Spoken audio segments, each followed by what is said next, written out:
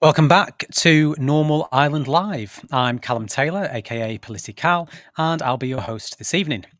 Tonight we are joined by the brilliant Samuel Kay. Samuel, how are you this evening? Doing good. How are you? I'm not so bad, thank you. It's great to have you here. Thanks for coming along. Pleasure. Fantastic. So, stories this evening. World leaders are gathering in Azerbaijan for COP29. The government have withdrawn their opposition this weekend to the 4-day working week. So we're asking, is it time we rethink the way we work? Reform UK are throwing yet another tantrum, this time over the fact that they were not allowed to lay a poppy wreath at the Cenotaph on Sunday. And then Turn Left founder Curtis Daly sits down with Joe Glenton to discuss remembrance. So today marked the beginning of the UN's annual climate summit, COP29. The 2-week-long summit, taking place in Azerbaijan, will see world leaders from over 200 nations meet to discuss how the world can act to tackle climate change. With growing support from climate deniers like Reform UK and the recent re-election of Donald Trump in the US, who, during his first tenure as president, withdrew the US from the Paris Climate Agreement, you would be forgiven for thinking that things must be getting better, right? Right? Wrong. Addressing COP this afternoon, the Secretary General of the World Meteorological Start the sentence again. This afternoon, the Secretary General of the World Meteorological Organization issued this red alert. We are sending out a red alert, one of many that I have issued in less than 1 year as Secretary General of the World Meteorological Organization, and this is another SOS to the planet. The State of Climate Update confirms that 2024 is on track to be the hottest year on record, hotter even than 2023, which smashed all previous records. 2015-2024 will be the warmest 10 years on record. The pace of climate change in the space of just one generation is alarming. What will it look like for the next generation, for our children and our children's children? Now, with global temperatures continuing to rise, devastating floods witnessed in multiple parts of the globe, and freak weather events becoming the norm, is it finally time for world leaders to take decisive action? Well, Donald Trump thinks not. US President-elect Donald Trump's transition team has prepared executive orders and proclamations on withdrawing from the Paris Climate Agreement and shrinking the size of some national monuments to allow more drilling and mining, the New York Times reported on Friday. Trump is also expected to end the pause on permitting new liquefied natural gas exports to big markets in Asia and Europe and revoke a waiver that allows California and other states to have tighter pollution standards, according to the report. Now, Samuel, we've heard the warnings, an SOS and a red alert from the WMO. Yet, with Trump's next stint in the White House only 2 months away, are we finally past the point of no return when it comes to saving the planet? What do you think? Well, yeah. I mean, it's a very deep question, and I think the warning signs have been there for a very long time, as early as the 1950s, and we've seen a complete failure of responsibility with previous generations, and I think this is we're just seeing the latest continuation of that. Um, Trump is extreme in the way that he wants to drill even more for natural gas, but I wouldn't say he's unusual. I think it's been a long line of succession of world leaders who have failed to listen to what the climate experts have been warning about for decades and decades now. So, I mean, look, I'm not a climate scientist, and won't make any proclamations, but certainly the climate scientists that are speaking out are very clear in saying that we're heading in a bad direction. Yeah, I mean, I don't know about you, but the thought of another 4 years of Donald Trump when it comes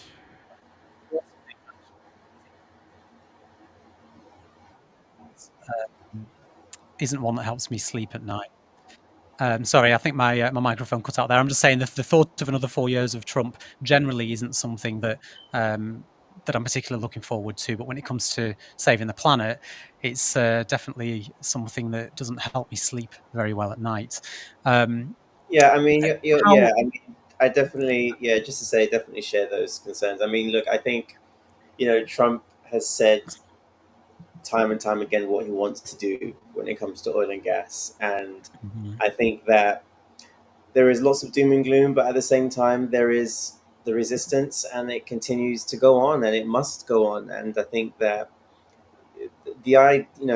people talk about natural disasters. And I think that it's in these natural disasters by using our voices to say this is caused by what we're putting out there in terms of natural gas and emissions, and just keep that messaging up to make as Mm. many people aware of what we're doing. I think this is the only hope and the only way going forward. How dangerous do you think it's going to be for the planet with Donald Trump pulling out of the Paris Climate Agreement again, as it looks like he's going to do? I mean, he's done it before. It took him almost 3 years, in fact, more than to do it last time. And then obviously Joe Biden put it straight back in as soon as he became president. But I don't know. Something feels different this time. I mean, we're much closer to a lot of the 2030 climate goals. Trump is going to be president right up until that deadline, and even with the WMO giving the warnings that they've been giving, it feels to me like a lot of world leaders are sort of, they're going along to COP, they're mingling, they're chatting with people, but it seems like they're not really taking those warnings seriously. And I just wondered how dangerous you think it might be moving forward, given one of the globe's sort of biggest powers um, is at best a climate skeptic, if not an out and out climate denier. Yeah, look, I think it is a dangerous moment. I think it is dangerous, and uh, you know, it's interesting that we're talking about this now because Greenpeace UK actually just put out a statement on their social media, which I just viewed before this stream, and I kind of liked the tone of it, which was basically that listen, this is a problem. He has been elected, and this is a problem. We don't need to treat people as though they're babies or they can't process information. It's he is an out and out climate denier, or at best doesn't care. So it's our responsibility to keep on fighting in whatever ways that we can. But yeah, there's no way to sugarcoat it. It's a bad situation because Mm. he has been so aggressive in moving against climate efforts. It's one thing to perhaps maybe not take climate change seriously, but with Trump, as you've mentioned, he's actually quite against the idea of taking climate change seriously. So it's yeah. Well, the summit's expected to last 2 weeks, and like I said in the introduction to the story, there's going to be world leaders from over 200 countries in attendance, which with numbers in that scale, you would hope that that would lead to some form of decision making. Although my understanding is, I know it's only day one, but my understanding is still arguing over what should actually be on the agenda this time around. It's interesting that they're holding the summit in Azerbaijan, which has a history of oil, and I I wonder whether or not COP is actually achieving what it's supposed to be achieving. I've heard stories recently that some world leaders use it to discuss fossil fuel deals with other countries. It's a networking opportunity for them, and if they can sit around a desk and have a conversation about, oh well, can we get some energy from you, and can we get some coal from you? It seems like some world leaders are using it for that, which certainly seems the wrong thing to be doing at something like COP. Um, but yeah, I mean, what do you think is going to come out of COP this year? Is there anything in particular I'd like to see, or is there anything that we're just sort of that you're hoping and praying isn't going to come out of it? Well, I'll tell you what. I don't think it's going to come out of COP this year. I don't think that a comprehensive climate deal that actually deals with the structural issues regarding how we produce our energy in this global market is going to be addressed. I think that, as you said, it's more of business mingling opportunity.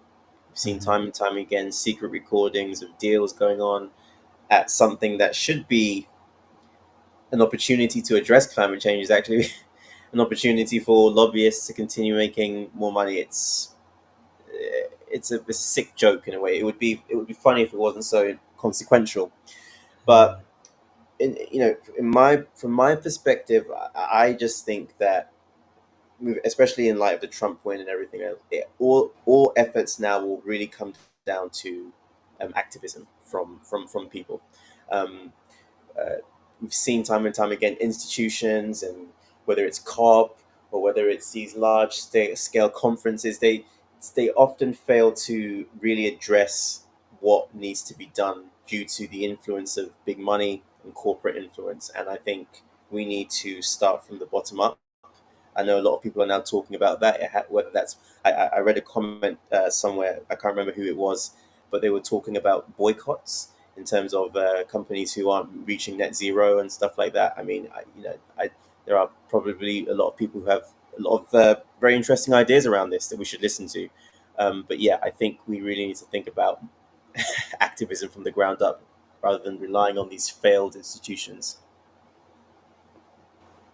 Yeah, and I think that's a really interesting way to go about it. I did some filming with some members of Extinction Rebellion just the other week who staged a national action outside of insurance companies, and they were calling for these companies to insure our future instead of fossil fuels. Ensure our survival was the tagline I think they were using, and groups like XR have had success in the past from these insurance companies saying, okay, we hear you. We're no longer going to insure these fossil fuel companies, these fossil fuel businesses, these oil rigs, whatever it is.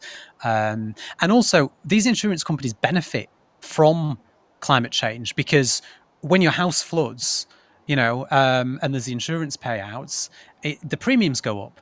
And then they're making more money off the back of that.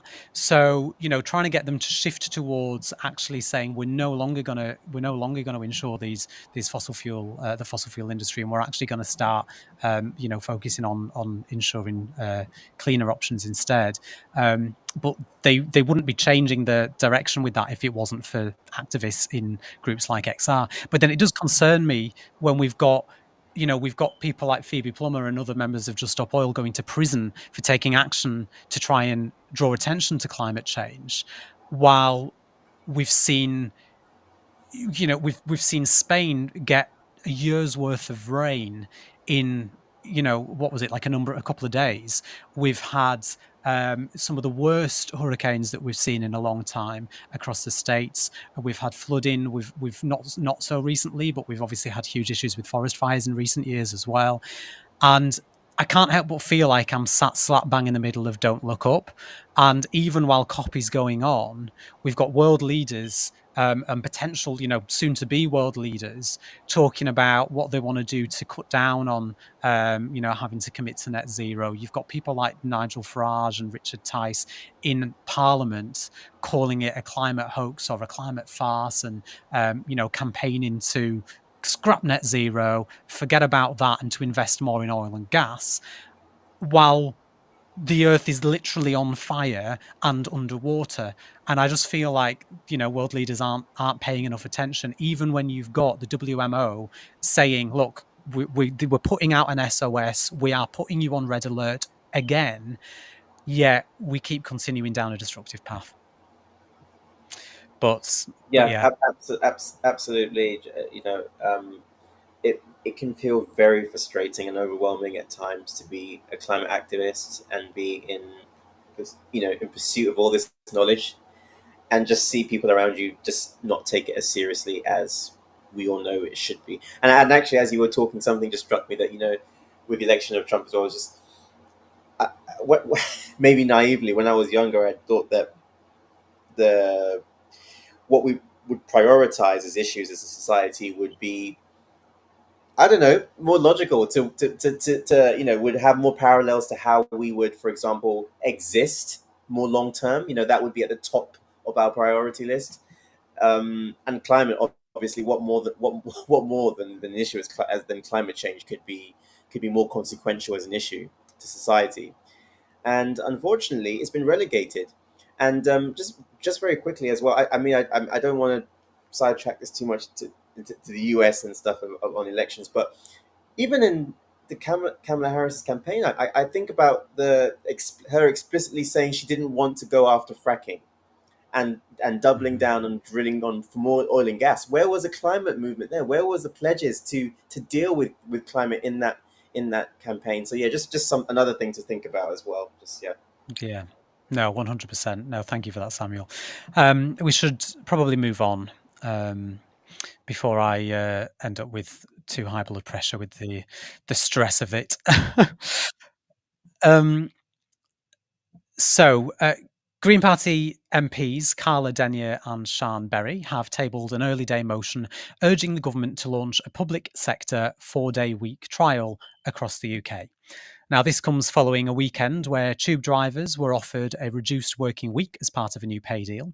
South Cambridgeshire Council were released from a best value notice after their 4-day week trial proved a huge success, and government officially withdrew their opposition to other councils trialling the same thing. Sharing a link to the early day motion on Twitter, Carla Denyer said, "The evidence is clear. A shorter working week boosts productivity and improves employee well-being. Sian Berry and I have tabled an early day motion urging the government to launch a 4-day week public sector trial across the UK, building on previous trials in businesses. It's time to take immediate steps towards a working model that benefits both workers and the economy. It's encouraging to see reports over the weekend that government will no longer prevent councils from trialling a 4-day week. However, simply not blocking it is not enough. I would like to see Labour actively implement trials and provide the funding necessary to make them succeed." And I must say, I completely agree with Carla on that. I think we absolutely need to see the government committing to not only supporting trials for a 4-day working week, but giving them the funding that's needed to get them up and running. So, is this finally it? Is now the time that we change the way we think of work-life balance and finally move towards a 4-day week? Samuel, what do you reckon? Well, yeah, I think I was making videos with Momentum about this back in 2018. I think one of the first videos I actually did was about a 4-day work week. I think the evidence has been clear for quite a while that it has health benefits, it has economic benefits, and people have been working hard for far too long. Wages have been stagnant. I think the idea that people would have more time for leisure and to think and to just exist without the obligation of working would be a wonderful thing. But as always, I think these ideas often get shut down not because they aren't good or they don't have value, but because they aren't necessarily valuable to the donor class, and therefore they don't bring profit and they're scrapped. Although, having said that, there is an economic argument, of course, that it does bring profit and that there is economic value in the long term. But maybe, I guess, in a shorter term sense, capitalists wouldn't like that. But yeah, I think in general. But I think the increase in productivity that we've seen across trials of this nature have shown, like you say, that in the long term it is actually better for business because people actually get more work done. They feel more motivated to do the work that they have to do because their mental health is better, because they've got more time to spend with family, they've got more time to spend on leisure activities, they've got more time to spend on their hobbies and creativity and in other areas. They've got more time to just have a day in bed and recharge from the working week even. And there has to be a reason why productivity is so low in the UK compared to other G7 countries. And I mean, what always strikes me when you go to Europe is even things like the lunch break. If you go to a lot of European towns and even the big cities, you'll find the shops are closed at lunchtime. And also some of that's weather related because it's the hottest part of the day as well. But they will close you know, I remember when I was doing some acting work in Italy, and I thought, oh, you know, I'll pop to the shop on my lunch break to get something, and you literally couldn't because all the shops were closed, reopening at 2 o'clock, 2:30, and yeah, they stay open a little bit later in the evening, but even, you know, just little things like that where everyone gets a lunch break, that is a break and that's over a set period of time and the shops close for that period and then they reopen. It's just a complete different way of working. I mean, could you imagine walking down your local high street in the UK at 1 o'clock in the afternoon to notices on the door will reopen at 2:30? I think, you know, at the moment people would be very unhappy with that. But yeah, I wonder how quickly we could make this actually work, because where it's been trialed, it's been successful. But for those big business owners who are looking at this with a capitalist mindset, who want to get as much as they possibly can out of their workers, how do we convince them that actually this is going to be better for them as well? I think that oftentimes it's about the data, right? Like I think the left on progressive issues, I would say the data often backs what we're trying to say. So I think in a lot of these cases, it's just about being really well equipped with knowing the data that's on our side and being able to articulate that in a way that's really accessible, that anyone can grasp easily. I think like we discussed earlier, it's better for your mental health. It has economic value. Uh, it can calm down the fears. Like we said, these studies can calm down the fears of maybe some capitalists who might be thinking, "Oh, well, this is going to affect my business." If the evidence shows that actually, on the contrary, it's going to help your business, this is something that I think we should be able to show these people. So yeah. And this early day motion that's been proposed by Carla and Shan, it does have cross-party support. It's got signatures already from the Labour MPs. It's got signatures from the SDLP, from the SNP, and I'm sure more signatures will come in time. And I think that's important as well. I mean, how significant do you think it is that the government have sort of I can never say this, withdrew their opposition to the 4-day working week over the weekend? Like, do you agree with Carla that that isn't in itself enough, or do you think that that is a significant step towards, a change?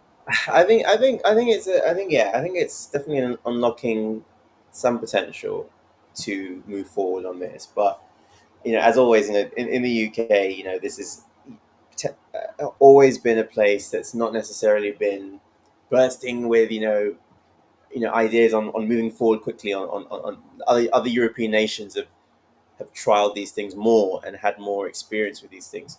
So I think this is a step in the right direction. Obviously, we want to see it go further, and I hope it does. But uh, this is this is at least something to help. I mean, with all the sort of negativity and bad news, it's nice to see something that could potentially move in the right direction, even if it's not Mhm. uh, fully there yet. I think at this stage with this government, something towards the right decision is all we can really Anything ask we for. take at this point. Yeah.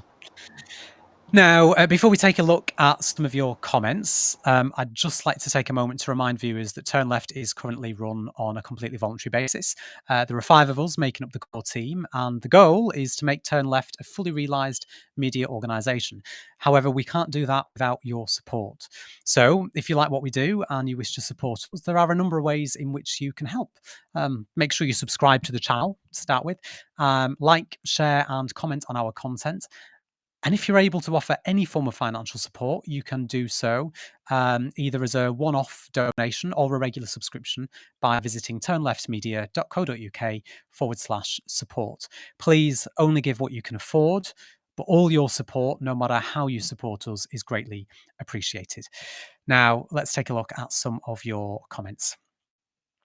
James Holmes celebrates 10 months of membership. Thank you, James. Like I say, any support you can give is welcome, and we are grateful for your commitment to the channel. Thank you, James. Any more? Double D.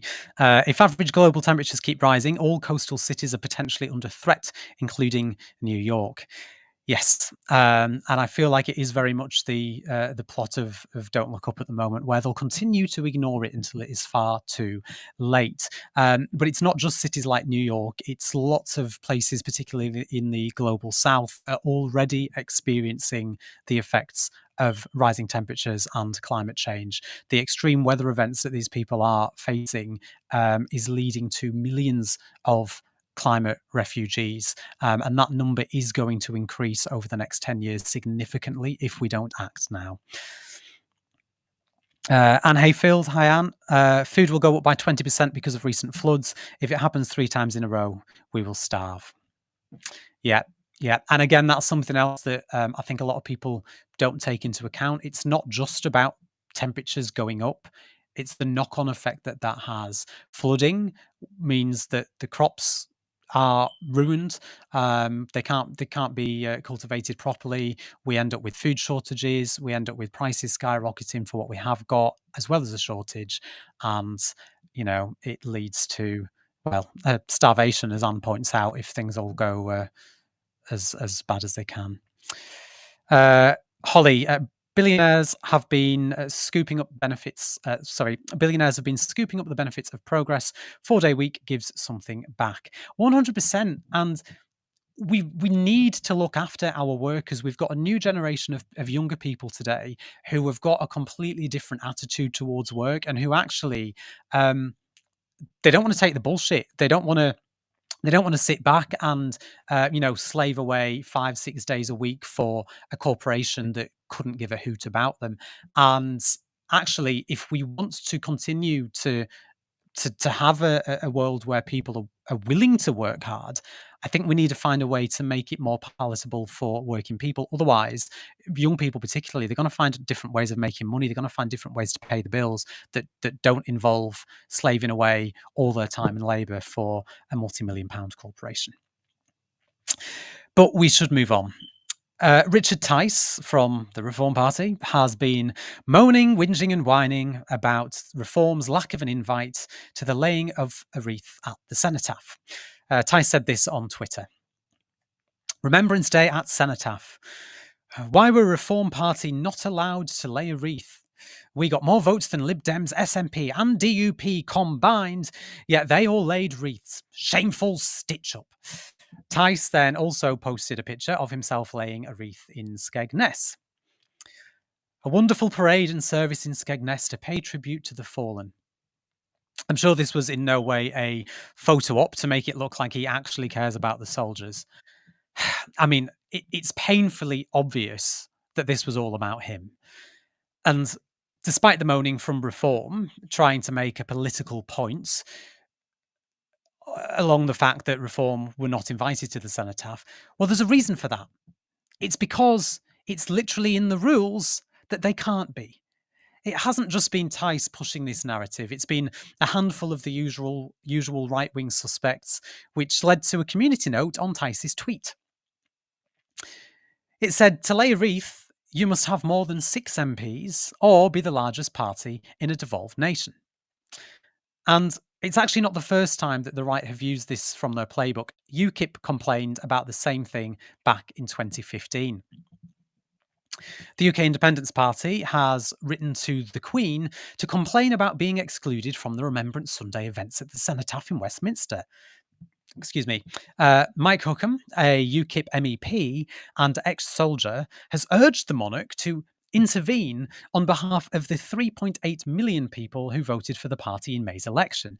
He said the UK's third largest party must be represented at national levels. Now, you could make a case for changing the rules, and maybe it's based on less MPs or how many votes, but that doesn't seem like a problem. But if they were so concerned about this, then why have they not mentioned the Greens? I mean, they've got 4 MPs. Quite interesting, don't you think? Samuel, this is just typical whining from the right-wing media again, isn't it? I mean, it's ironic since this is what they accuse the left of always doing. What are your thoughts on this one? Yeah, I mean, it's just they use this issue cynically to try to drum up their base and drum up some attention for themselves as well. Let's be real. I think that, like you said, if people are paying attention, this isn't the first time they've been doing it. And as you rightly pointed out, UKIP have done this before. I think people really need to realize that people like Farage, people like Tice, they don't care about people. They are using the idea of remembrance to bolster themselves and bolster their party, which is actually the opposite of what these events should really be about in terms of remembrance. So I think that Farage has always been making things about himself, centering the conversation around himself. Yes, someone says cosplay patriots. Yeah. Exactly. Cosplay Patriots is exactly right. I think, Farage's faux outrage about this, as well as that from Richard Tice, it's typical right wing, fake patriotism. And it does my head in. It really does my head in. These people claim to be patriotic. They claim to care about our veterans and our soldiers. Yet in recent weeks, these are the same type of people who have been boycotting the British Legion because they dared to sell a pin badge that had the pride flag attached to it. No mention of all the other pins that they sell that have crests from football teams attached to them. Yet they claim that they somehow have, they behave as if they have ownership over Remembrance Day and patriotism, as if it's for them and it's for nobody else. I saw people outraged today at a scene in, I think it was Bristol, of a Muslim man, an individual from one of the local mosques, leading the service in prayer at 4 minutes past 11. So bear in mind, after the 2 minute silence has been completed, and saying that it's outrageous and that these people shouldn't be allowed in the country, and it's a desecration and an insult on the lives of those lost. Completely failing to mention the thousands and thousands of Muslim individuals that fought for us and alongside us during the First and Second World War. And it's convenient that they forget about that when these sorts of events happen, isn't it? Oh, absolutely, yeah. It's a complete weaponization of this issue. They've shown time and time again they don't care about the people they profess to care about. It's all for engagement, themselves, clicks. Um, yeah, Farage and Tice will only show up when it's about promoting their own brand. There isn't any debate about that. They've shown time and time again who they are. I think we should believe them. Yeah. No, I completely agree with you. Now, before we move on with some more of this story, we are just going to say goodbye to Samuel. You've got somewhere to be, so thank you so much for joining us today. And if you don't follow Samuel on Twitter, he can be found at Samuel K Official. So give him a follow. Thanks very much for your time this evening, Samuel. Now, thank you. Now, as it is Remembrance Day, no one is surprised that there have been some who really lean into the theatre of it all. It's very much a safe space for the right, and they are desperate to virtue signal their way through the entire event.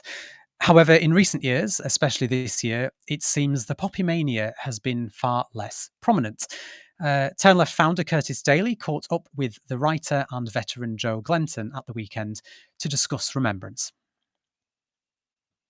Remembrance this Monday. I want to first ask, what do you expect the narrative to be around it all? I think it's if you followed British militarism in the last 10 or 15 years as it relates to the wars, and particularly the way over the period of the First World War centenary, the way those years were used to kind of conflate past wars with Afghanistan and Iraq and stuff like that. If you've observed that for a long time, as I think we both have, and we've both written about it, I know at times, it will seem in many ways quite muted.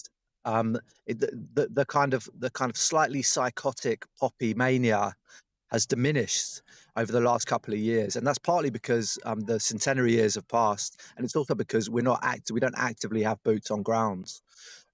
around the world. Obviously, we're deeply involved and complicit in various wars, but the fact we don't have boots on ground has kind of changed, I think, the tone. And you'll remember that kind of manic energy. There was a kind of manic energy for a good like 8 to 10 years there, where newscasters were attacked for not wearing poppies and stuff like that.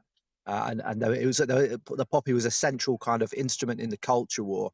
And I think that's changed simply because we're not at war in the same way anymore. And also, those centenary years were particularly important for the kind of, they were used by those with a kind of pro-imperialist, with an imperialist nostalgia kind of mindset, as again, as a kind of instrument in the culture wars. And I think that's changed. We also saw Armed Forces Day as the kind of summer remembrance, which is a completely contrived event, which Gordon Brown kind of made up just to have an extra bit of militarism in the summer. And we noticed this year, through my work at Forces Watch, that actually that was very muted as well. There wasn't actually a city named. Most years there's a city named as the kind of city of the city of armed forces there, the city of imperialism, or however you want to frame it. And that didn't happen this year. And I think a lot of this militarist stuff has almost been put back in the box. Of course, it will continue. Of course, it will still be a big event.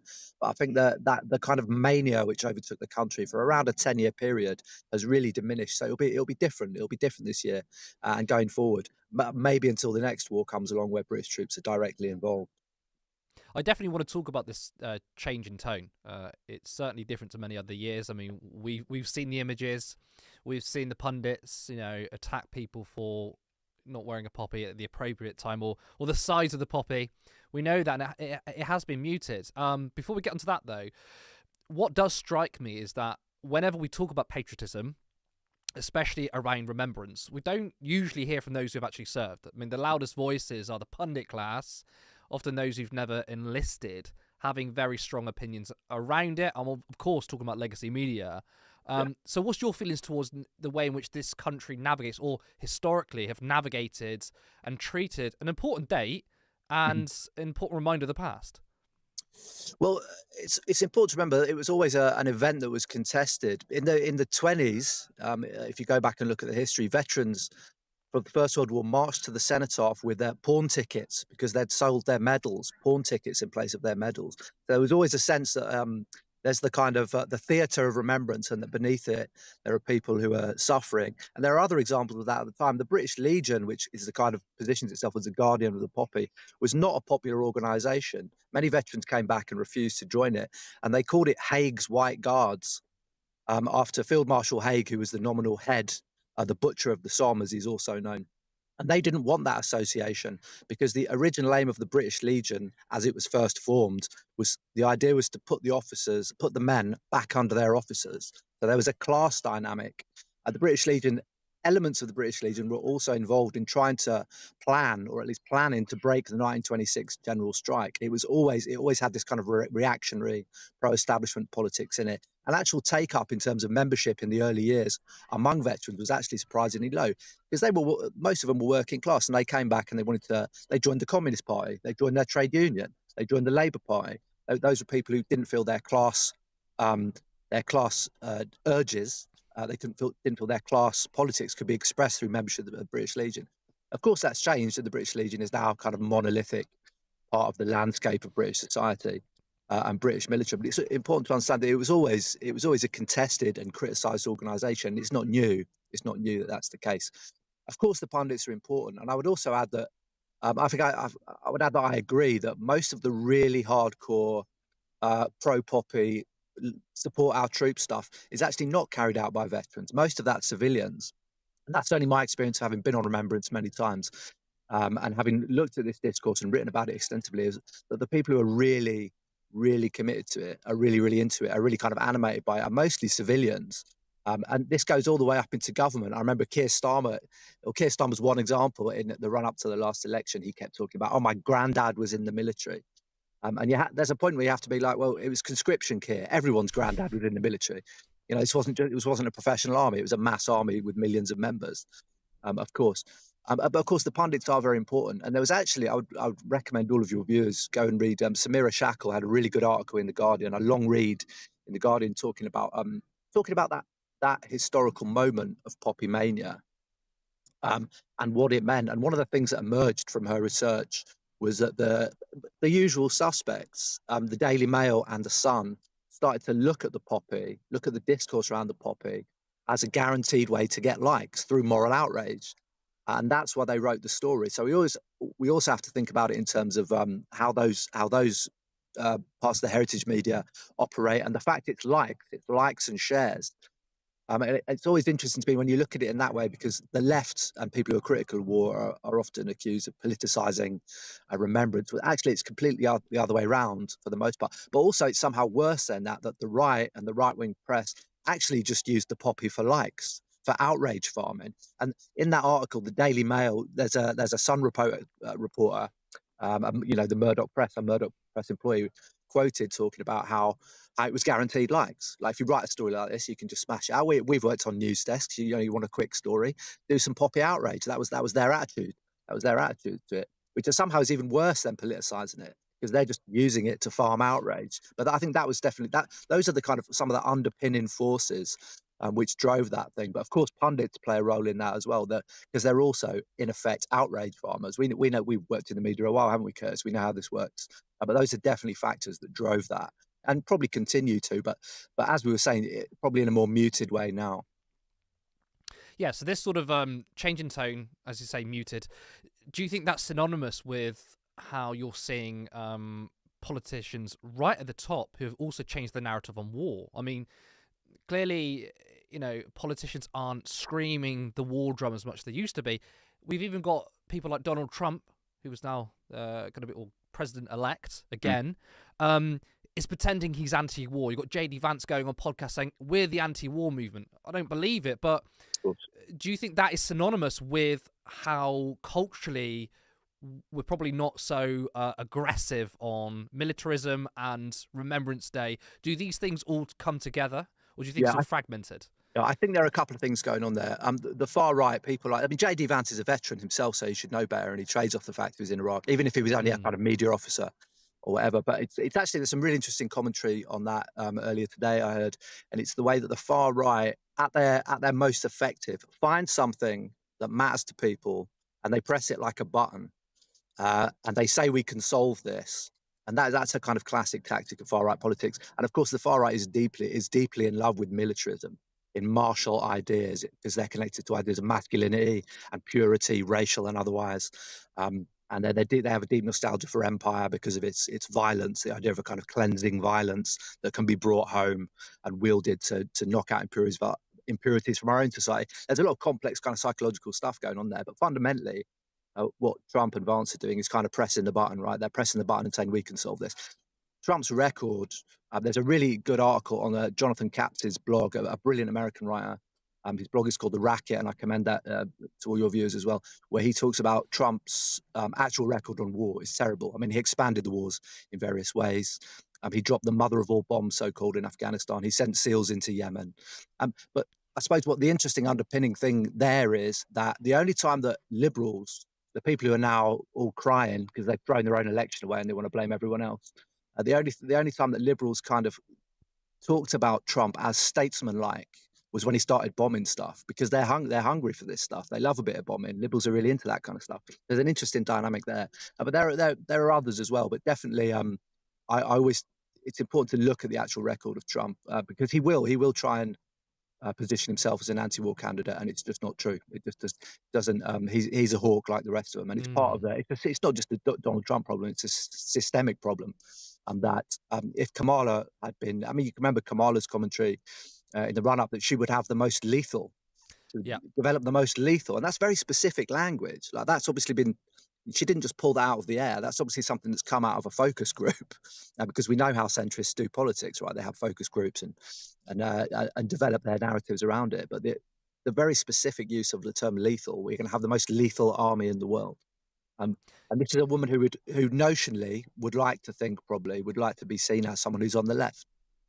So we've got to look at the systemic stuff that's happening underneath all this. And that is Tory or Labour, Republican or Democrat, they all have a deep commitment to a violent, kinetic foreign policy, and that won't change.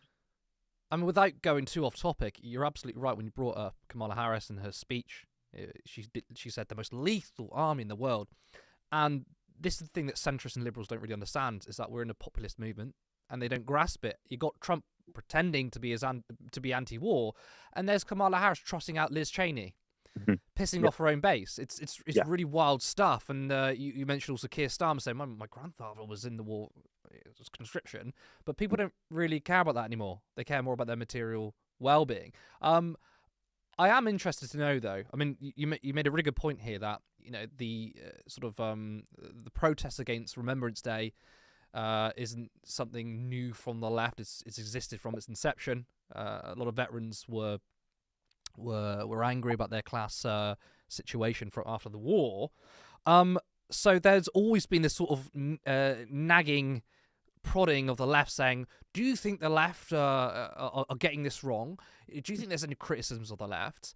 Of course, the right weaponize all of this, but do you think maybe there are elements of the left that allow our political rivals to define us on this?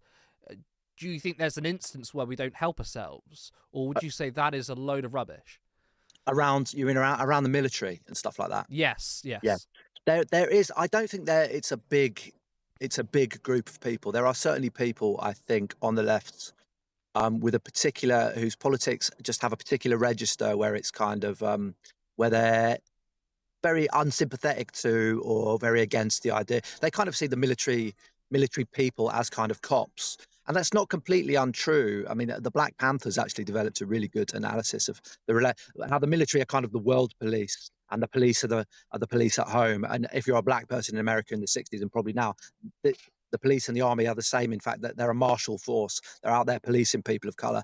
I think there's some truth in that. But I think what the left need to understand is that for whatever reason, and it's a question which has bothered me and I've tried to pin down for a long time, you don't see police mutinies generally. You don't see that there's something about the police which makes them more reactionary and more tied to the state. And it's a complicated conversation to have, but we can have it at some point. And I think the military, you look at resistance in the military, it's much more profound and much more common than in the police. So I think when you talk about the military, you should be critical of these institutions, but you have to understand the people are there for different reasons than cops join the police force, right? It's generally a poverty draft, so-called. And we've seen a number of personnel just over Gaza, and the US isn't directly involved in Gaza. We saw that young man, Aaron Bushnell, set himself on fire.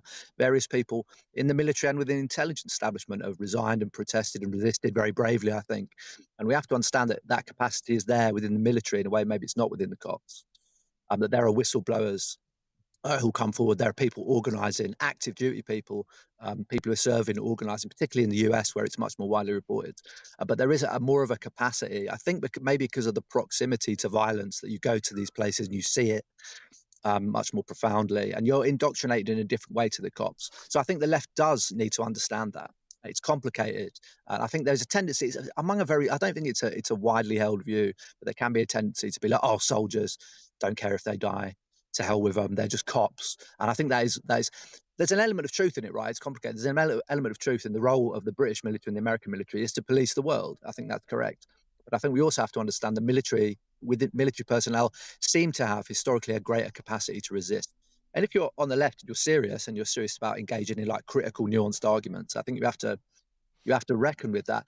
And just anecdotally, my experience is, I was part of an organisation called Veterans for Peace, which had hundreds and hundreds of veterans of all eras from World War II through to the recent wars who joined it. And they were all committed to ending war and limiting Britain's capacity to go and kill people overseas. And the anti-war movement has always had. I've written about, in my last book, Veteranhood, I write extensively about the capacity and historical examples of soldiers mutinying, rebelling, and coming to the side of their own class rather than the class that employs them directly. So we have to have those debates, I think, and not write off military people, and understand those capacities that military people have. So a big thank you to Joe Glenton there for that interview. Finally today, we couldn't finish the show without mentioning the Middle East. Israel's finance minister announced this afternoon that he believes the time has come to apply Israel's sovereignty over the West Bank. Turn Left's Lewis Aaron took to TikTok with his thoughts on this news. just announced they are taking full control of the West Bank. They are annexing it. The words that they'd used is sovereign control, which means they're literally just annexing it. They don't care about a one-state solution. They don't care about a two-state solution. They don't care about what anything any Western leader says. They are taking it. Bezalel Smotrich, the finance minister of Israel, has literally just released a statement saying the only way to remove this danger from the agenda is to apply Israeli sovereignty over the settlements of Judea and Samaria, aka the West Bank. I have directed the start of professional work to prepare the necessary infrastructure to apply Israeli sovereignty over Judea and Samaria. They're taking the West Bank. This is literally what they always wanted. This is it. And all these fucking Western leaders who are standing up saying we're working towards a two-state solution, fuck off. Because all the evidence has been there for the longest time that that is not true. You are bullshitting us. You are gaslighting us. And now that's it. What? The game's over? The Palestinians are never going to get a fucking state. Israel is never going to be safe, and the Middle East is never going to be secure as long as Israel continue its expansionist mindset. Some wise commentary there from our friend Lewis. We will, of course, cover this story and more news out of Israel and Palestine in the days and weeks to come. But unfortunately for now, that is all we have time for. Remember, if you like what we do, you can support us by going to turnleftmedia.co.uk/support. Like and share our content and be sure to subscribe to the channel. I want to thank Samuel K, tonight's guest. And like I said earlier, be sure to give him a follow on Twitter at SamuelKOfficial. Thanks to all of you at home for watching this evening. We'll be back on Wednesday, but until next time, I'm Callum Taylor, aka Pility Cal, and this was Normal Ireland Live. Good night. Support social justice that's there on social media. Thank you. Turn left.